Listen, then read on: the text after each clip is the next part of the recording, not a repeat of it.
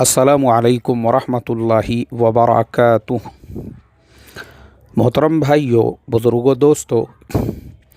ये हमारा इस्लाही मुआशरा का 1189वां सबक है। मोहतरम दोस्तों, तबलीगी जमात के 20 ठिकानों पर ईडी की छापेमारी।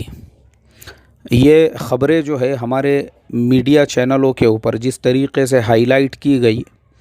तो हमारे साथी इस मसले को लेकर बहुत ज़्यादा परेशान थे, तशवीशनाक थे। तो कल भी मैंने मुख्तसर सा एक क्लिप जो है आप तमाम लोगों को इत्मीनान दिलाने के लिए कि भाई देखो, परेशान होने की ज़रूरत नहीं है। ईडी जो है गवर्नमेंट का एक विभाग है, एक इदारा है। उनका काम होता है, चाहे कोई कंपनी हो, इंडस्ट्रीज़ हो, किसी भी किस्म का फ़ाइनेंशियल जो लेन देन होता है, ये लोग उसकी तहक़ीक़ करते हैं। दावत की मेहनत को निशाना बनाने के पीछे एक बहुत बड़ी साजिश, और वो ये है कि पूरी दुनिया के अंदर सिर्फ़ दावत की मुबारक मेहनत ही पूरे दुनिया के मुसलमानों की एक ऐसी मेहनत है जिससे करोड़ों मुसलमान बग़ैर किसी सिस्टम के, बग़ैर किसी ऑफ़िस के, बग़ैर किसी लिखा पढ़ी के और बग़ैर किसी जो है ऑनलाइन सिस्टम के इस मेहनत के साथ में जुड़े हुए हैं पूरी दुनिया के अंदर। मैं समझता हूँ सिर्फ़ मुसलमानों ही नहीं बल्कि दीगर मज़ाहिब को भी अगर हम शामिल कर लें, यानी पूरी दुनिया में जितने भी मज़ाहिब के मानने वाले लोग हैं, सारे मज़हबों के अंदर भी कोई भी तहरीक, कोई भी मेहनत इस तरीक़े का नहीं है जिस तरीक़े की मेहनत दावत व तबलीग़ की है, जिसके साथ में पूरी दुनिया में इतने लोग जुड़े हुए हैं। अब चूँकि ये आज से नहीं चलते आ रहा है, बातिल जो है ना, बातिल हर ज़माने के अंदर मुसलमानों की ऐसी तहरीकों को, मुसलमानों की ऐसी मेहनतों को तोड़ने के लिए बातिल ने अपना पूरा एड़ी चोटी का ज़ोर लगाया हुआ है। क्योंकि बातिल जानता है इस कौम को अगर काबू में करना है तो पहले इनको तोड़ो, इनके अंदर इंतशार पैदा करो। जैसे अंग्रेज़ों का फ़ॉर्मूला होता था डिवाइड एंड रूल, वही फ़ॉर्मूला इस ज़माने में भी अमल में लाया जा रहा है। तो अब चूँकि मेरे मोहतरम दोस्तों, हमारा जो काम करने वाला साथी है उसके ऊपर ये फ़र्ज़ है, लाजिम है, उसकी ज़िम्मेदारी है। ये जो हालात है, इन हालात से उसने मुतासिर नहीं होना चाहिए, बल्कि उसने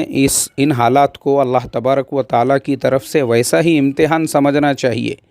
जैसा इम्तिहान हमसे पहले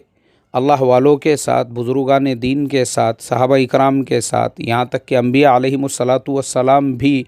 जिस इम्तिहान के दौर से गुज़रे, तो हर ज़माने में ऐसा होता रहेगा। हर ज़माने के अंदर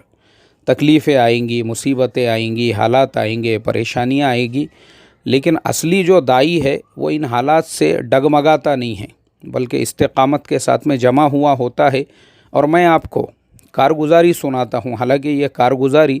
तकरीबन 1 महीना पहले ही मेरे पास पहुँच चुकी थी, लेकिन मैंने आप लोगों को पहले ही बताया हूँ कि मैं जानबूझकर दावत के उन्वान पर, मरकज़ के उन्वान पर और हमारे हज़रत जी के हालात पर इसलिए कोई सबक नहीं भेज रहा हूँ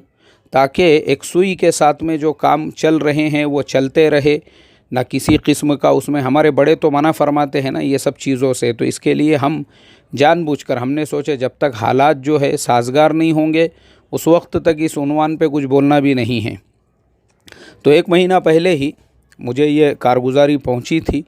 लेकिन मैं अभी ऐसे हालात चल रहे हैं इसलिए आप लोगों को बता रहा हूं कि जो असली दाई होता है, असली दाई वो इस्तिक़ामत के साथ में कैसी मेहनत करता है कि जो हमारे यहाँ पे बाहर के जो मेहमान भी थे, जो बेचारे मेहमान थे, जिन मेहमानों को भी उठा कर जेल की सलाखों के पीछे डाल दिया गया,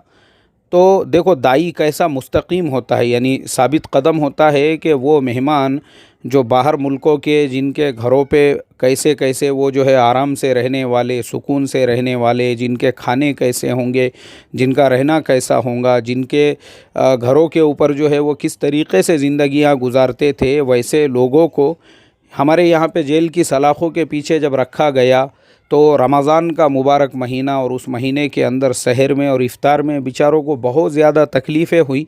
लेकिन ये सारे तकालीफ़ को भी وہ صحابہ اکرام کی سنت سمجھ کر کہ بھئی صحابہ کے ہم جب نام لیوا ہے تو وہ دور ہم کو بھی دیکھنا پڑ رہا ہے، تو اس میں کوئی بڑی بات نہیں ہے، وہ جیلوں کے اندر بھی ثابت قدمی کے ساتھ میں دعوت کی محنت کرتے رہے، ثابت قدمی کے ساتھ میں کام کرتے رہے، تو کچھ کارگزاریاں ایسی بھی پازیٹیو سننے کے لیے ملی کہ جیل کی سلاخوں کے پیچھے بھی بہت ساروں کو اللہ تبارک و تعالی نے ان کی برکت سے ایمان کی ہدایت عطا فرما دی۔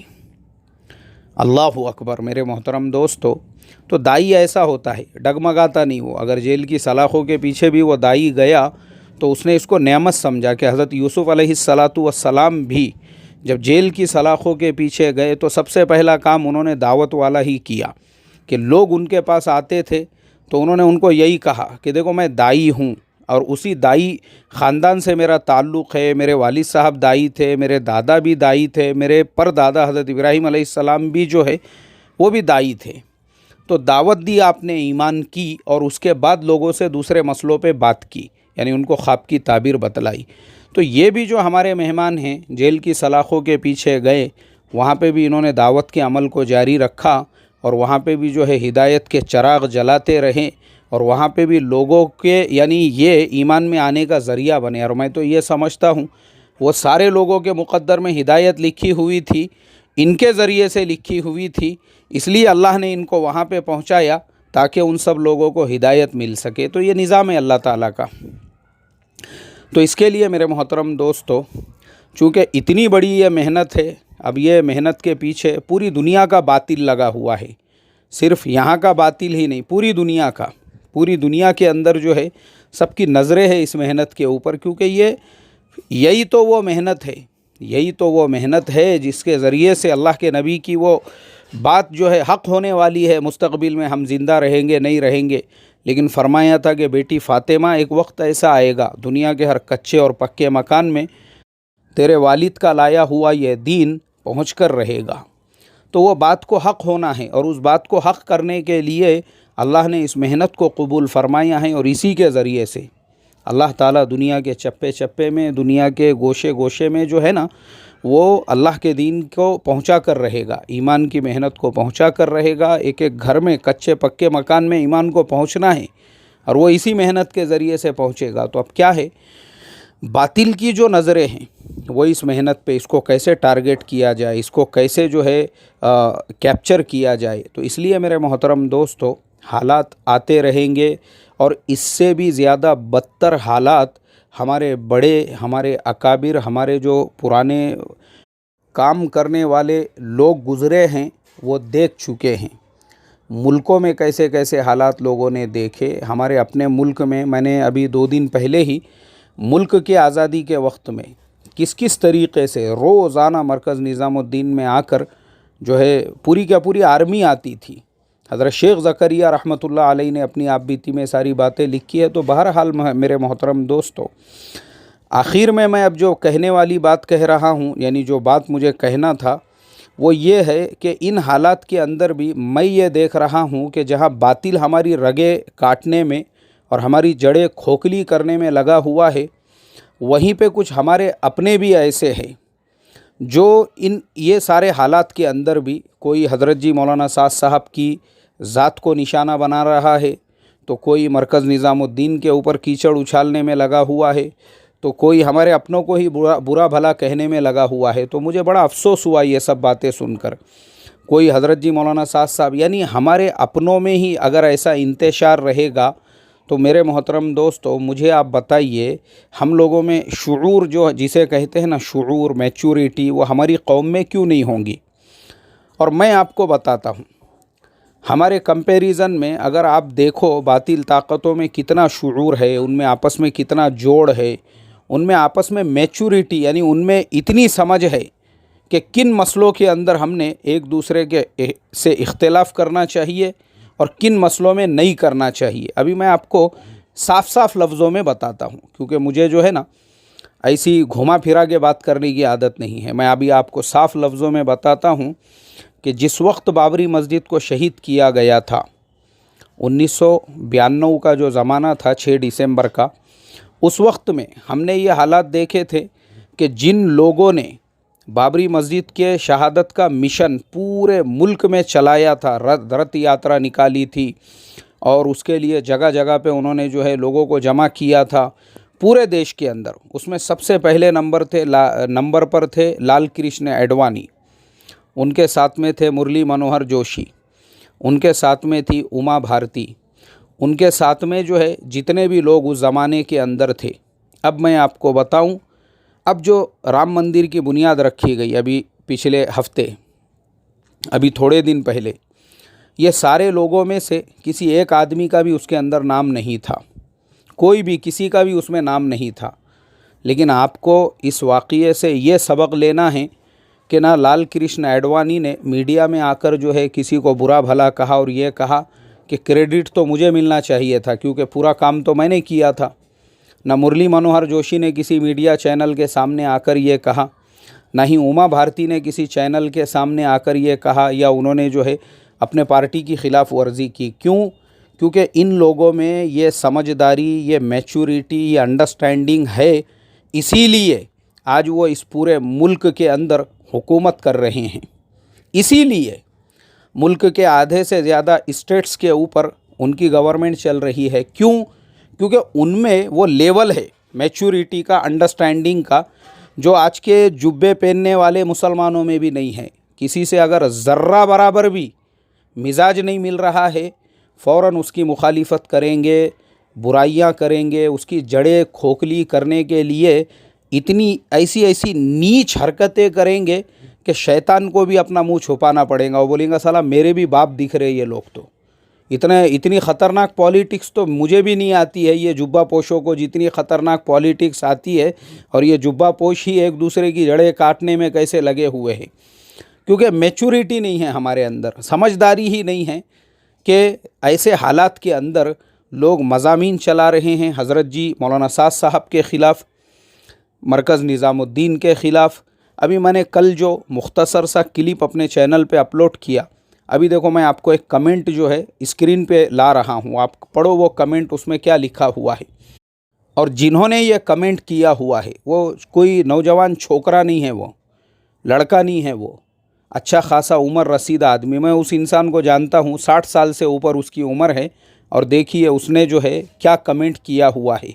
यानी ये हालात के अंदर भी उसमें इतनी मैच्योरिटी नहीं, इतनी समझदारी नहीं कि मिल्लत का इत्तेहाद, इत्तेफाक कैसे होना चाहिए। मेरे मोहतरम बुजुर्गों, दोस्तों, मुझे बड़ा अफसोस होता है, बड़ा अफसोस होता है। और हम जो है ना, हम इतनी शिद्दत के साथ में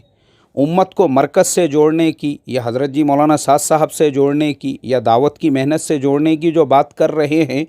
मुझे आप बताओ ना हमारा इसके अंदर क्या फ़ायदा है। इसलिए कि ना मुझे तबलीग का अकाबिर बनने का शौक़ है, ना मुझे कहीं का ज़िम्मेदार बनने का शौक़ है, ना मुझे बयान करने का कंड है कि मेरा बयान जो है तय किया जाए तो मैं बयान करूं वहां जाकर। क्योंकि अल्लाह का फ़ज़ल करम एहसान है, मेरा अपना चैनल है, मैं अपने चैनल के ज़रिए से जो मुझे बोलना है मैं उस टॉपिक के ऊपर बोलता हूं, और अल्लाह के फ़ज़ल करम से उतने लोगों तक मेरी बात पहुंच जाती है जितने लोगों तक अगर मैं फ़िज़िकल सामने बैठकर बोलूं, उससे 10 गुना ज़्यादा लोग जो है वो चैनल के ऊपर सुन लेते हैं। लेकिन हम इतनी शिद्दत के साथ में ये बात इसलिए करते हैं क्योंकि उम्मत का इत्तेहाद बाकी रहे, उम्मत का इत्तेफाक बाकी रहे, उम्मत जो है मरकज़ के साथ में जुड़ी रहे, उम्मत जो है वो दावत की इस मुबारक मेहनत का ये जो ताकत है, ताकत पूरे आलम के अंदर, ये शिराज़ा हमारा बिखेरना नहीं चाहिए।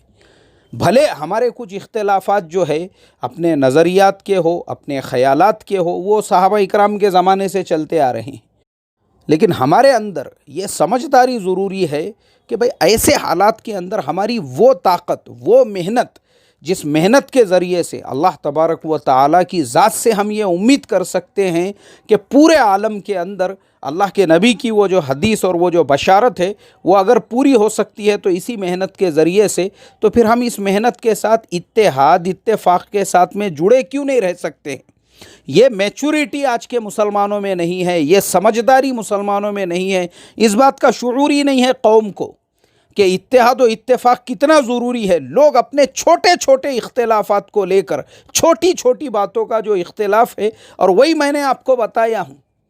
کہ جن لوگوں نے بابری مسجد کی شہادت کے لیے پورے ملک کے اندر ایک کیمپیننگ چلائی تھی اور جن لوگوں کی وجہ سے آج جو ہے وہاں پہ رام مندر کی بنیاد رکھی گئی، وہ سارے لوگوں کو اس کے اندر انویٹیشن نہیں دیا گیا، اس کے باوجود کسی کی زبان پہ حرف شکایت نہیں ہے۔ یہی تو ریزن ہے،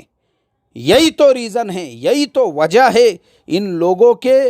اقتدار میں آنے کی، اور یہی تو وجہ ہے ان لوگوں کے جو ہے پورے ملک کے اوپر حکومت کرنے کی، کیونکہ ان میں وہ میچورٹی ہے اور ہمارے اندر نہیں ہے، اسی لیے ہم جوتے کھا رہے ہیں۔ اللہ حفاظت فرمائے۔ السلام علیکم ورحمۃ اللہ وبرکاتہ۔